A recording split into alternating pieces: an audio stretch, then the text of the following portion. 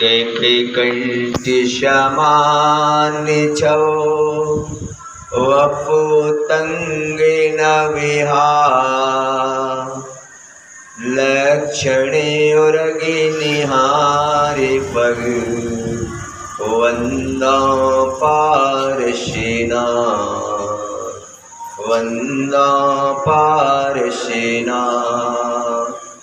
वरे अनंता अनंत शुद्ध परमेष्टि भगवान की 1008 श्री आदिनाथ भगवान की 1008 श्री पार्श्वनाथ भगवान की 1008 श्री महावीर भगवान की आचार्य गुरुवर श्री विराग सागर जी महामुनि राज की आचार्य गुरुवर श्री विश्वेश सागर जी महामुनि राज की अहिंसा मई जिन धर्म की देवली परम पूज्य शेखारी छुल्लो रत्नी शेख सुपन विगुड़ सागर जी महामुनि राज की। चलते हैं गुरु भक्ति की ओर और गुरु भक्ति हम शुरू कराते हैं। पहले हम बोलेंगे और आप लोग अगर मेरी तरफ अपना दिल और दिमाग लगा के सुनोगे तो वापस आप भी बोल पाओगे। जब सुनोगे तभी तो, इसलिए पहले हम बोलेंगे बाद में आप बोलेंगे और गुरु की भक्ति उन्हीं को प्राप्त होती है जिनका क्या होता है, पुण्य होता है। तो जितने लोग बैठे हैं आप सब लोग पुण्यशाली हैं। हो गुरुवर तेरी जय जय हो, गुरुवर तुम मंगल में हो, गुरुवर तेरी जय जय हो, गुरुवर तुम मंगल में हो, गुरुवर तेरी जय जय हो, गुरुवर तुम मंगल में हो, गुरुवर तेरी जय जय हो, गुरुवर तुम मंगल में हो, गुरुवर ज्ञान के आलय हो, चलते हुए शिवालय हो, गुरुवर ज्ञान के आलय हो, चलते हुए शिवालय हो, गुरुवर ज्ञान के आलय हो, चलते हुए शिवालय हो, गुरुवर ज्ञान के आलय हो, चलते हुए शिवालय हो, जिसने गुरु गुण गान किया, गुरु का सद सम्मान किया, जिसने गुरु का गुणगान किया, गुरु का सत्सम्मान किया, जिसने गुरु गुण गान किया, गुरु का सद सम्मान किया, जिसने गुरु का गुणगान किया, गुरु का सत्सम्मान किया, गुरुवर तेरी जय जय हो, गुरुवर तुम मंगल में हो, गुरुवर तेरी जय जय हो, गुरुवर तुम मंगल में हो, गुरु के गुण को गाना है, भक्ति गीत सुनाना है, गुरु के गुण को गाना है, भक्ति गीत सुनाना है, गुरु के गुण को गाना है, भक्ति गीत सुनाना है, गुरु के गुण को गाना है, भक्ति गीत सुनाना है, चरणन शीस झुकाना है, गुरु का आशीष पाना है, चरणन शीश झुकाना है, गुरु का आशीष पाना है, ओ चरणन शीश झुकाना है, गुरु का आशीष पाना है, चरणन शीश झुकाना है, गुरु का आशीष पाना गुरुवर तेरी जय जय हो, गुरुवर तुम मंगल में हो।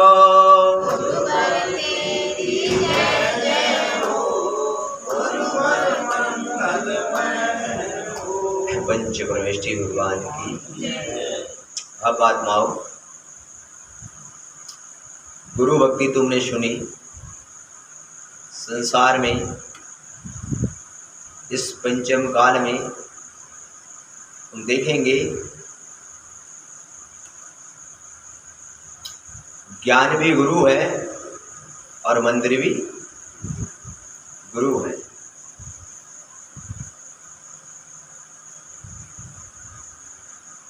आप नमोकार मंत्र पढ़ते हो। नमोकार मंत्र में सबसे पहले बोलते हैं अपन नमो हरिहंताड़म। क्या बोलते हैं? और बाद में बोलते हैं सिद्धाड़म। तो पहले नमो हरिहंताड़म बोला गया, जबकि सिद्ध भगवान हैं, बड़े हैं। क्यों बोला गया?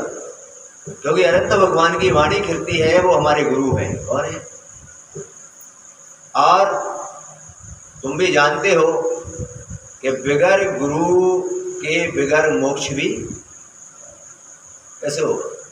लौकिक में भी तुम देखते हो कि गुरु गोविंद दो खड़े, काके लागे पाओ, बलिहारी गुरु आपकी गोविंदियो।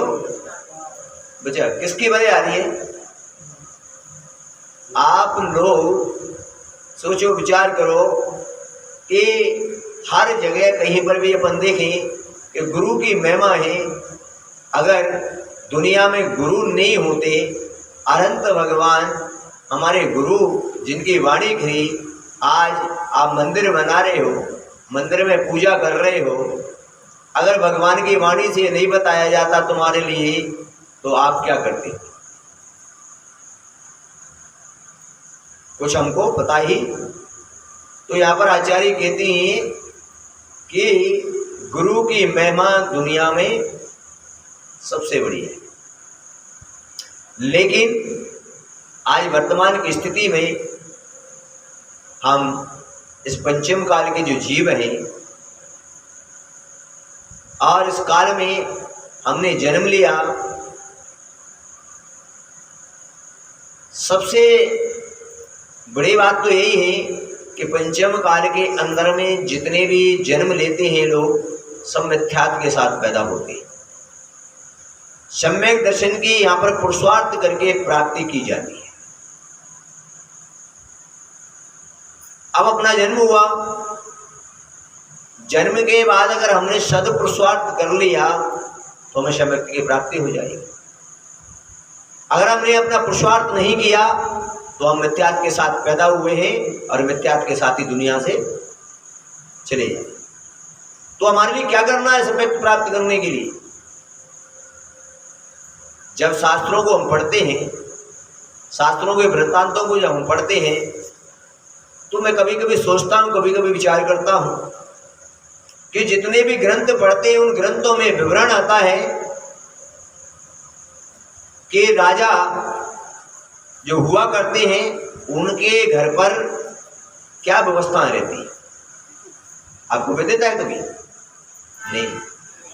उनके घर पर यह व्यवस्था रहती है कि राजा अपने महल के दरवाजे के बाहर दो द्वारपाल खड़ा करता है, दो उस चौराहे पर खड़ा करता है, दो इधर के चौराहे पर खड़ा करता है, और राजा कहता है द्वारपालों से क्या कि अगर कोई संत अगर इससे विचरण कर रहा हो तो मुझे आकर सूचना दे देना, क्या कि महाराज नगर में आ रहे हैं।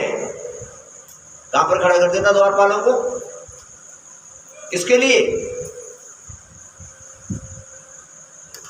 क्यों? क्योंकि राजा जो होते हैं वे जानते हैं कि मैं राजा हूं और मेरा ये धर्म है, मेरा ये धर्म है।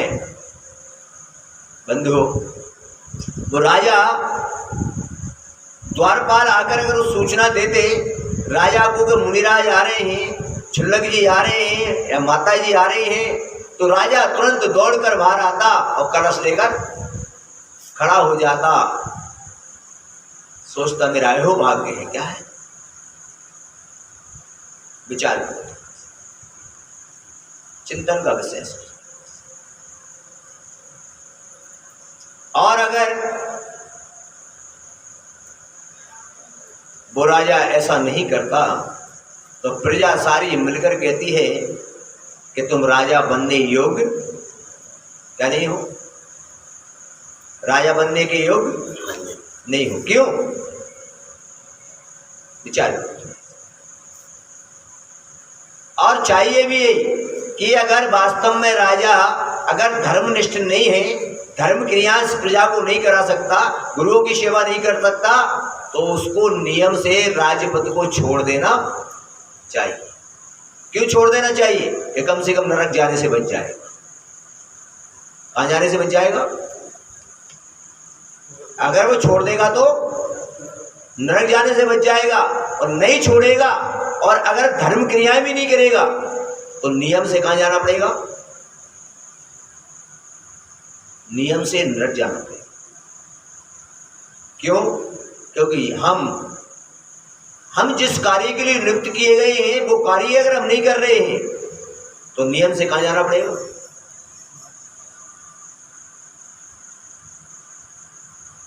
एक वृत्तांत आता है शास्त्रों में।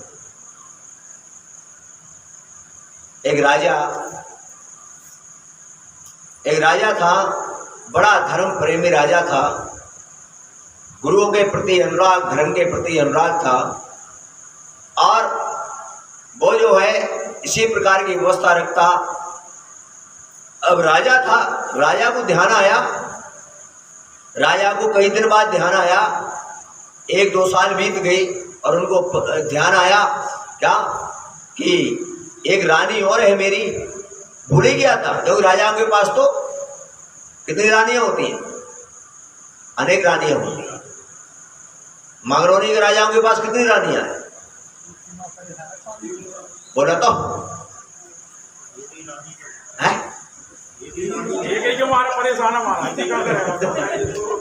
बोले एक कमा तो सुबह से शाम तक,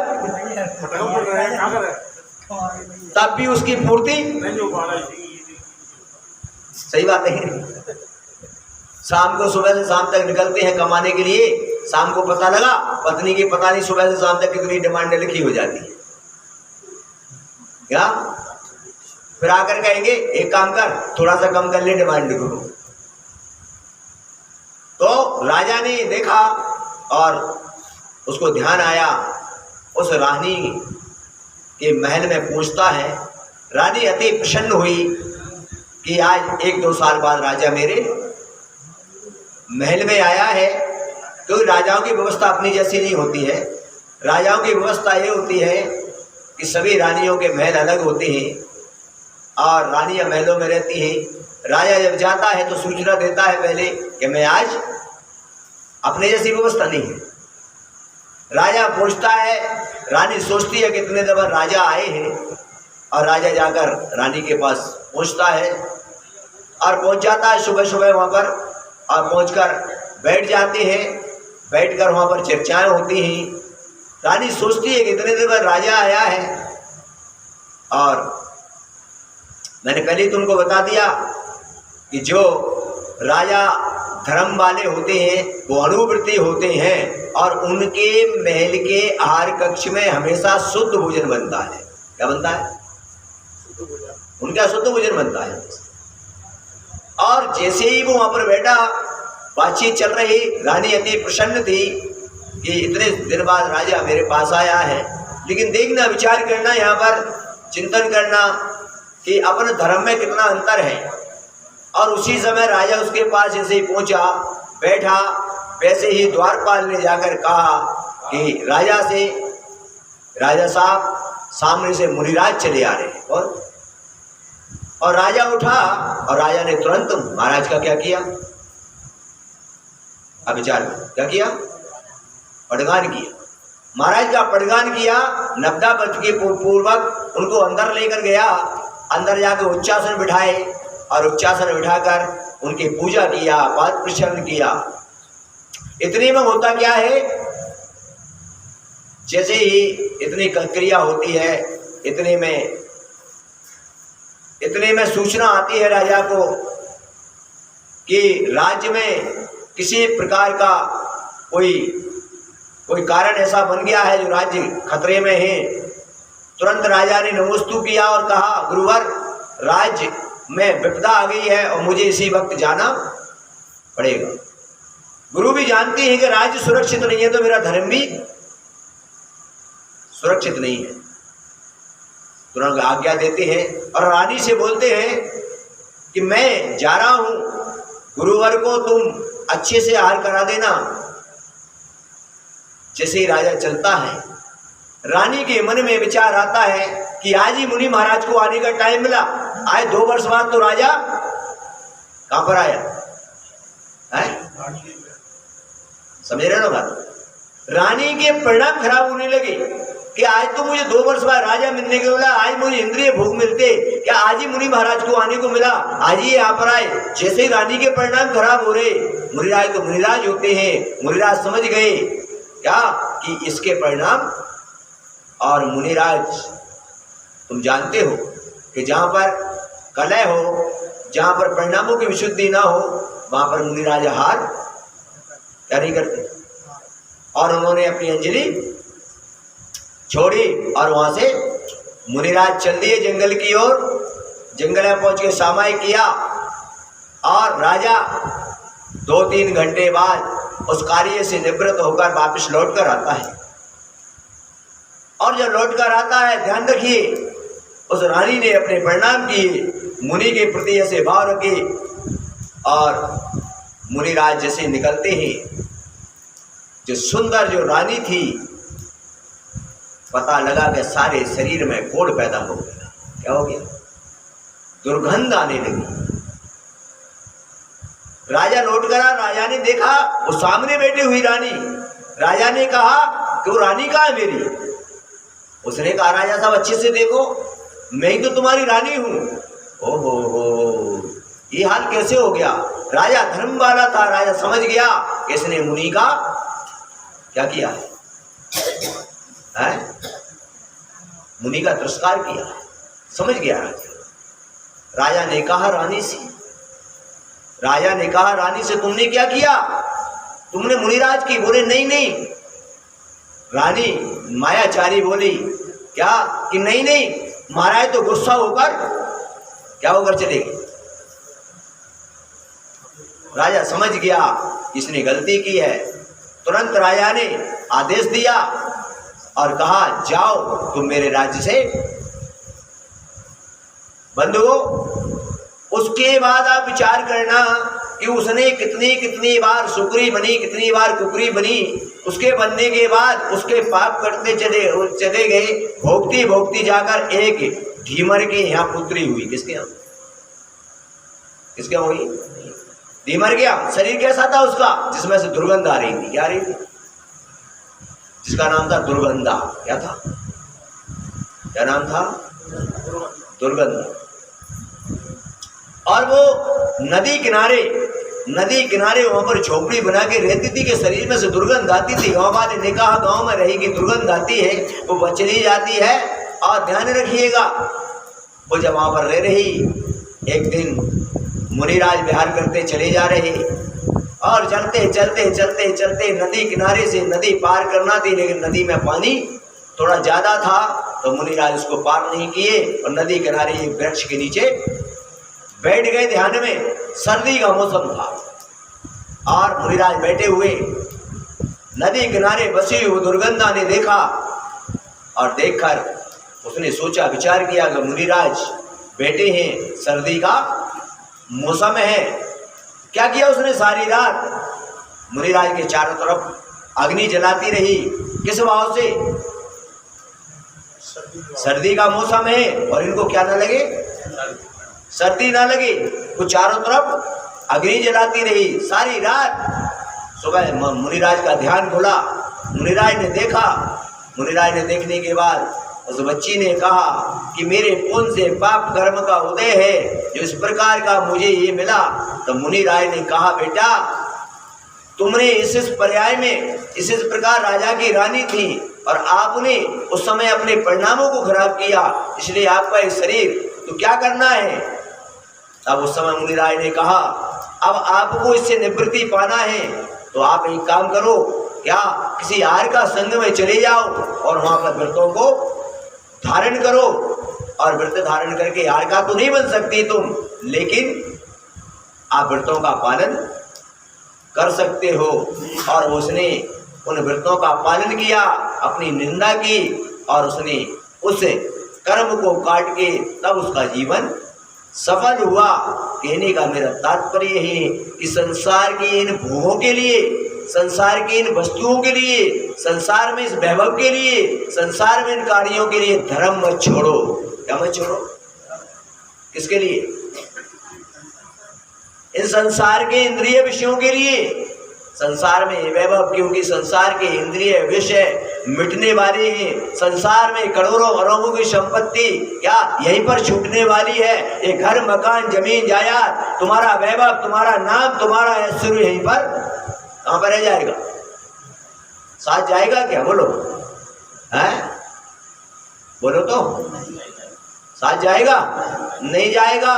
तो इसीलिए यहाँ पर विचार करो क्या कि धर्म को धारण करें, धर्म की ओर अग्रसर हों और धर्म की ओर बढ़े। आज अपन विचार करें थोड़ा सा कि संसार के थोड़े नाम के लिए, संसार में थोड़ा वैभव के लिए, संसार में सुखारियों के लिए हम दिन रात काय में लगे रहते हैं? पाप क्रियाओं में। किसमें लगे? धर्म का कोई कार्य ही नहीं है, कोई काम ही नहीं है। कितना धर्म कर पा रहे हैं हम लोग? विचार करें थोड़ा।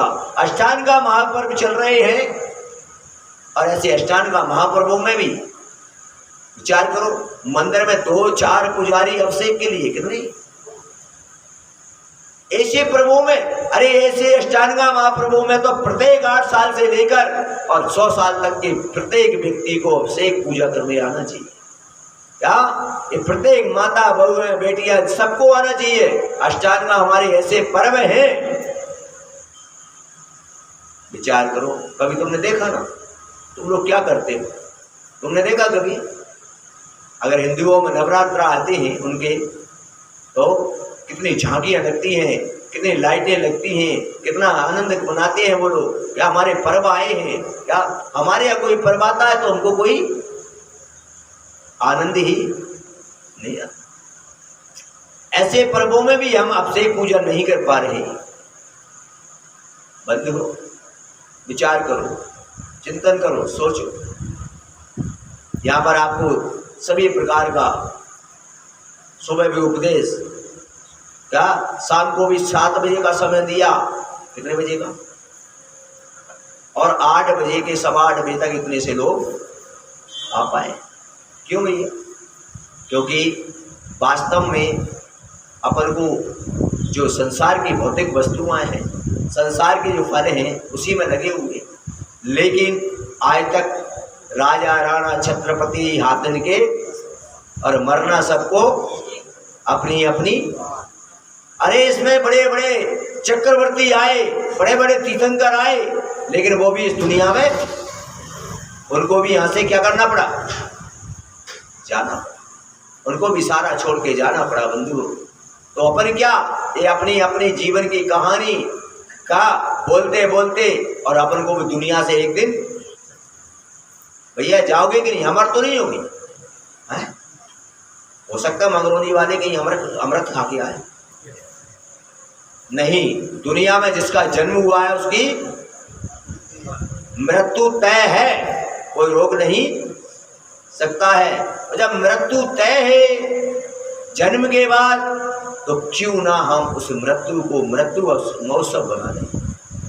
क्यों ना हम उसके जीवन में अपने को, अरे भैया ये तुम्हारे लिए समय मिला है, कोई बात नहीं, आप डरो मत। अरे आपको हम जबरदस्ती नहीं बैठेंगे, आपको चतुर्मास नहीं कराना, मत कराना, पर डरो तो मत। ऐसा तो नहीं होगा महाराज के पास चले जा, महाराज पकड़ चतुर्मास करा दो। बिल्कुल मत डरो इस बात से। और मुझे अगर चतुर्मास करना भी होगा तो क्या आप मुझे भगा दोगे? मैं ही बैठ जाऊंगा, करूंगा चतुर्मास। फिर क्या करोगे? आप बाहर नहीं दोगे तो मैं उपास करके कर लूंगा, फिर क्या करोगे? बोलो। अगर आप इस डर में हो, आप आर भी नहीं लगाओगे, तो क्या मेरी क्षमता अगर होगी तो मैं उपवास करके भी कर लूँगा, ऐसा नहीं है, ऐसी भावना नहीं। बस भावना ये रखो जैसे मेरी भावना है कि मैं जितने दिन भी रहूं, एक दिन रहूं आधे दिन रहूं, तो मेरी भावना है कि मैं अपनी तरफ से जिनेंद्र भगवान ने जो मुझे उपदेश दिया है, मैं चाहता हूं कि मैं अपनी तरफ से जितना मुझसे श्रावकों का आत्म कल्याण हो सके, जितने श्रावक को दुख संकटों को मैं मेरी तपस्या से दूर हो सके, उतना लाभ मैं दे सकूं, ये मुझे जिनेंद्र भगवान की क्या है, आज्ञा है।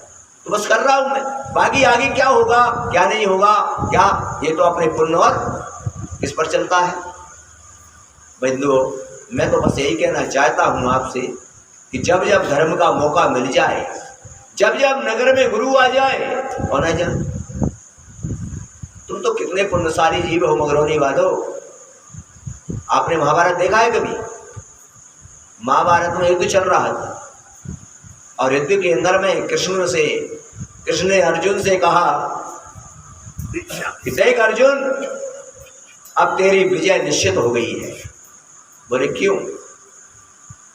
अर्जुन से कहा कृष्ण जरा पलट के देख पीछे, और जब पलट के देखा तो सामने से मुनिराज आ रहे। कौन आ रहे? बस कृष्ण ने कहा अर्जुन से, जब किसी को अकस्मात किसी भी संत के दर्शन हो जाए, कोई संत अकस्मात आ जाए, समझ लेना हमारे जीवन में हमारी विजय तय है। और तुम लोगों के लिए भी अकस्मात संतों की क्या होगी? बोलो, कौन सा प्रयास किया तुमने? हैं? कोई प्रयास किया क्या? बोलो तो। और अकस्मात तुमको किसकी प्राप्ति हो गई? संतों की प्राप्ति होगी। समझ लो मगरौनी वालों, अकस्मात संत आ गए, समझ लेना अब हमारे पापों का विनाश तय है, हमारे दुखों का विनाश तय है, हमारे संकट हमारी परेशानियां सब समाप्त हो जाएंगी। क्या हमारे लिए भी क्या अकस्मात संतों के दर्शन मिल गए, उनका सानिध्य प्राप्त हो गया। समझ लेना अब तुम्हारे लिए सोच रहे थे कि हम दुख में जी रहे हैं, समझ लेना कि अब तुम्हारे दुख क्या हो गए? दूर हो गए, इसमें कोई संदेह नहीं है। इसलिए बहुत अच्छा है, सुबह यहाँ पर प्रवचन हुआ, सुबह भी अच्छे लोग यहाँ पर आए हुए थे, क्या 30-40 लोग तो थे ही, महिला पुरुष मिला के। अभी भी धीरे धीरे क्या हो रही है? धीरे धीरे बढ़ोतरी हो रही है, बहुत अच्छा है। इसलिए आप लोगों के लिए आज इतना ही बताया जा रहा है और कहा जा रहा है। वर्तमान के अंदर में भी अगर आप लोगों को देखना है, कभी आप लोग बेंगलोर गए हो? बेंगलोर के पास जब बाहुबली जाती हैं तो बीच में धर्मस्थली पड़ती है। क्या पड़ती है ना? देखा किसी ने? देखा है। किसने देखा? तुमने। और किसने देखा? एक धर्मस्थली स्थान है जहां का राजा है वीरेंद्र हेगड़े। कौन? आप सोच लेना, वीरेंद्र हेगड़े उसका नाम है। और वहां की सरकार ने आज भी उसके लिए धर्म अधिकारी के नाम से मान्यता दी है। आज भी वो व्यक्ति सिंहासन पर बैठता है और आज भी वो राजा की तरह लोगों के निर्णय करता है। उसकी सभा के अंदर में अगर मिनिस्टर पहुंच जाए, जज पहुंच जाए, लुंगी लपेट के उसको वही सब आप लोग बैठे ऐसे बैठना पड़ेगा समाज। और वो सिंहासन पर बैठता है। 4 भाई है, वो 3 भाई उसके आसपास खड़ी रहती है और वो सिंहासन पर बैठता है। लेकिन आपको विदित है, आपको पता है इतना बड़ा व्यक्ति, उसका किसी भी जगह बाहुबली के अंदर में मस्त के अभिषेक में मैं गया, उसने वहां पर करोड़ों रुपए लगाए, लेकिन एक जगह भी उसका नाम लिखा हुआ नहीं है। कहीं पर भी उसका नाम लिखा नहीं, एक पत्थर पर भी। और ना वो नाम लिखवाता है। और जब वहां पर इतने साधु संत गए, उसके यहाँ एक आहारशाला बनी हुई है, एक वहां पर गरीबों की भोजनशाला बनी है, जिसमें 5000 व्यक्तियों को रोज भोजन कराता है। कितनों को? कितने व्यक्तियों को? 5000 व्यक्तियों को रोज भोजन कराता है। अब सोच लेना आप लोग, और वहां पर जब वो सिंहासन पर बैठा होता है, वहां पर सारे मिनिस्टर और लोग बैठे हैं, लेकिन वहां पर ध्यान रखो, एक ब्रह्मचारी भी अगर पहुंच जाए, संत तो बहुत बड़ी बात है, एक ब्रह्मचारी भी अगर पहुंच जाए तो अपने सिंहासन से खड़ा हो जाता है, खड़े होकर उसके पैर छूता है, उसकी पत्नी अपने हाथों से आहार बनाकर उसको भोजन कराती है और फिर उसकी विदा करता है, आपको कहां जाना है, सम्मान पूर्वक उसको वहां तक पहुंचाता है और कहता है विचार करना, जहां पर प्राइम मिनिस्टर पहुंच जाए तो खड़ा नहीं होता और एक हमारा त्यागी व्यक्ति पहुंच जाए तो खड़ा होकर उसका सम्मान करता है। क्यों ऐसा? वहां पर हम इतने संत गए, सबकी उसकी पत्नी उस आहारशाला में स्वयं भोजन बनाती है, आहार कराती है और वो सम्मान करता है। प्रत्येक संत वहां से निकल कर गए, सभी का कार्य किया, सभी की व्यवस्थाएं देखी, सभी का आहार विहार की व्यवस्थाएं देखे और अपने जीवन को धन्य मानता है। ऐसा कोई भी पहुंच जाओ, किसी में कोई किसी प्रकार का आचार्य पहुंच जाओ, चाहे मुनि पहुंच जाओ, चाहे छुल्ले कोई पहुंच जाओ, सबकी उसकी दृष्टि में कोई भेदभाव क्या नहीं है, कोई भेदभाव नहीं है। ऐसे व्यक्ति विचार करो, चिंतन का विषय है, सोचने का विषय है। क्या जो व्यक्ति इतने लोगों का भोजन, इतने संत गए, उनका सबका आहार व्या, जो भी कार्य है वहां पर इतनी बड़ी जगह बनी हुई, पूरी धर्मस्थली बसी हुई है उसकी वहां पर, लेकिन बंधु हो, मैं तो ये विचार करता, मैं चिंतन करता, इतना बड़ा व्यक्ति, क्या मैं भी वहां पर गया, जैसे ही वहां पर सूचना दी हमारे ब्रह्मचारी ने, महाराज आए हैं, क्या बस इतनी सूचना दी, शाम को पहुंचे कि तुरंत सारे कामों को छोड़कर दरवाजे पर लेने आ गया, पाद प्रक्षालन किया, आरती की और रुके वहां पर, सुबह आहार किया, फिर कहाँ जाना है, वहां सारी क्या व्यवस्था की बात है, क्या कमी है, ब्रह्मचारी से पूछा और आगे का सारा बंधुओं आप विचार करें। वास्तव में सत्य बात तो यही है कि बड़े किसको कहा जाता है, बताओ, बड़ा कौन होता है? बड़ा किसे कहा जाता है? खाया बड़ा तुमने कभी? दही बड़ा खाया है क्या? कैसे बनता है दही बड़ा, माता जी बताओ, कैसे बनता है?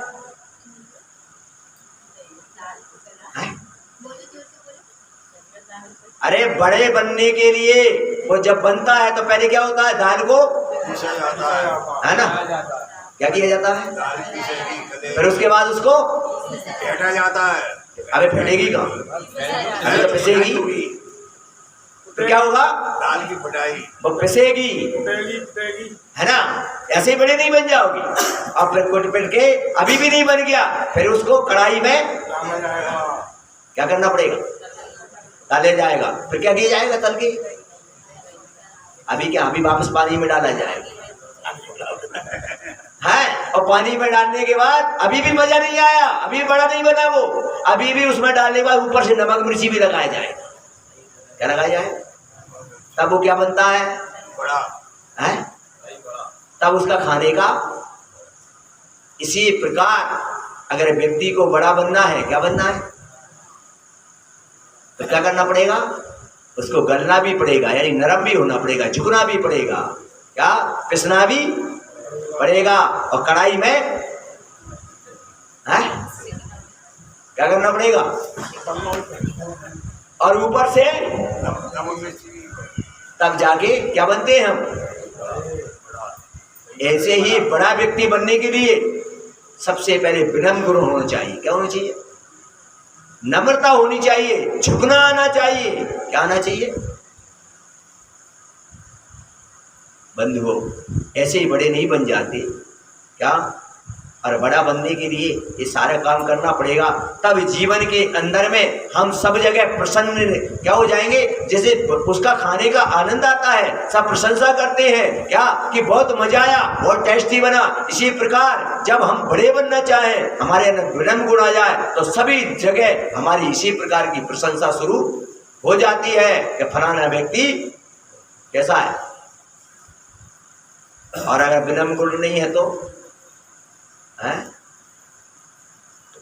कैसा लगेगा, फिर सूखी दाल को तुमको खिला दिया जाए तो कैसी लगेगी? तो अपन को क्या करना है? बड़े बनने के लिए क्या क्या करना पड़ेगा बताओ?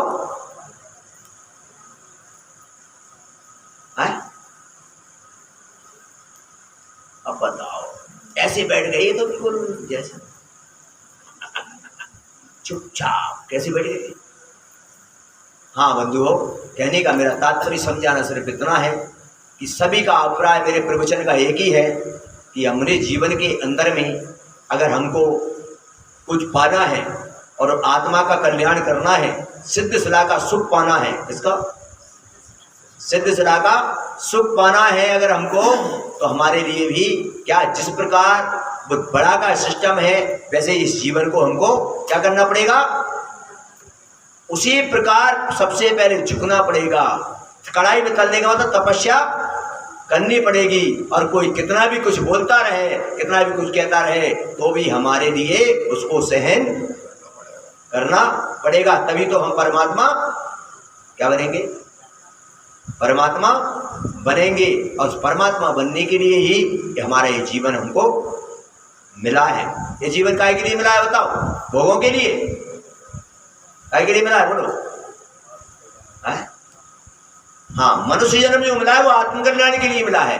भोगों की अगर बात करो तो भोगों के लिए तो जानवर भी करते हैं कि नहीं करते बोलो?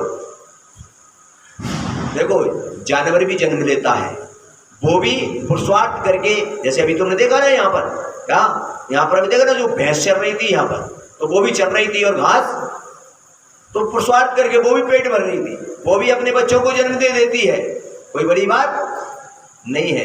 लेकिन वो आत्मकल्याण, बस अंतर इतना ही है कि मनुष्य आत्मकल्याण कर सकता है, धर्म कर सकता है, लेकिन वो धर्म नहीं। बस अंतर इतना ही है। तो आप लोगों के लिए मनुष्य जन्म मिला है, किसके लिए मिला है बताओ? तो आत्मकल्याण के लिए करना है तो धर्म की ओर अग्रसर रहो, धर्म की आगे बढ़ो, धर्म के लिए तत्पर रहिए। और धर्म के लिए तत्पर रहोगे तो जीवन का कल्याण हो जाएगा। क्योंकि दुनिया के अंदर में धर्म से बड़ा कोई भी है क्या बोलो? है? राम ने जब सीता को जंगल में छुड़वाया, कृतांक बकर उनके सेनापति थे, वो लेकर गए और सीता को जंगल में छोड़ा और कहा यात्रा तुम्हारी पूरी हुई। तब सीता जोर जोर से रोने लगी और उसने कहा क्या बात है? तो उसने कहा राम की आज्ञा है। बोले ठीक है। तब सीता ने क्या कहा? कृतांक बक से कहा सेनापति से जाओ, राम से बोल देना कि लोगों के कारण से, लोगों के अपवाद के कारण से, लोगों के कहने के कारण से सीता को छोड़ दिया, कोई बात नहीं है। लेकिन जाकर कह देना कि लोगों की बातों में आगे धर्म मत छोड़ देना। क्या मत छोड़ देना? नहीं तो तुम्हारे पास कुछ भी नहीं बचेगा। विचार करना। कहने का तात्पर्य है कि संसार के अंदर में ये वस्तुएं तो तुम्हें पुनः मिल जाएंगी, लेकिन धर्म चला गया तो? बंधु, सीता ने भी कहा कि धर्म को मत छोड़ देना। मैं भी आपसे यही निवेदन करना चाहता हूं, यही कहना चाह रहा हूं तुमसे मैं। क्या तुम इस प्रकार की प्रवृत्ति के कारण से, इस प्रकार की व्यवस्थाओं के कारण से, इस प्रकार लोगों के कारण से कहीं धर्म को मत छोड़ देना। अरे क्या, अरे कुछ जाए तो चला जाए, क्योंकि सीता ने कहा ऐसी सीता तो राम को अनेक मिल जाएंगी, लेकिन धर्म चला गया तो कुछ भी नहीं मिलेगा। बंधुओं, इस संसार के विषय भोगों की वस्तुआं, संसार के तुम्हारे लिए सुख, ये तो तुम्हारे लिए पुण्य से कई बार मिल जाएंगे, लेकिन धर्म चला गया तो वापस मिला और नहीं मिला कोई गारंटी और है क्या? बताओ भैया, हैं? बताओ, मिल जाएगा क्या? तुम्हारी दुकान वहीं पर रहेगी, तुम्हारा मकान वहीं पर रहेगा, तुम्हारी दौलत वहीं पर रहेगी, लेकिन ध्यान रखो क्या वो कहीं जाने वाला नहीं, और भी मिल जाएगा। लेकिन नगर में आज गुरु आए हैं, पूरी जिंदगी आए ना आए, क्या मिले ना मिले कोई गारंटी? क्या गारंटी है बोलो? है कोई गारंटी? कोई गारंटी। इसलिए क्या करना हमको? दुनिया की सारी वस्तुएं जाए तो जाए, पर मेरा क्या ना जाए? क्योंकि धर्म की रस्सी हाथ में है तो संसार की वस्तुएं कहाँ जाएंगी, लौटकर वापस आ जाएंगी। इसलिए आज इतना ही, सुबह फिर मिलेंगे अपन 8 बजे यहाँ पर। और सुबह भी, सुबह का प्रकरण जो चल रहा है वो सुबह के समय ही चलेगा, शाम का प्रकरण शाम को चलेगा, दोपहर का दोपहर। सुबह का जो विषय चल रहा है वो पूरा सुबह का विषय सुबह चलेगा, क्योंकि तीनों समय में अलग अलग विषय आपको मिलेंगे।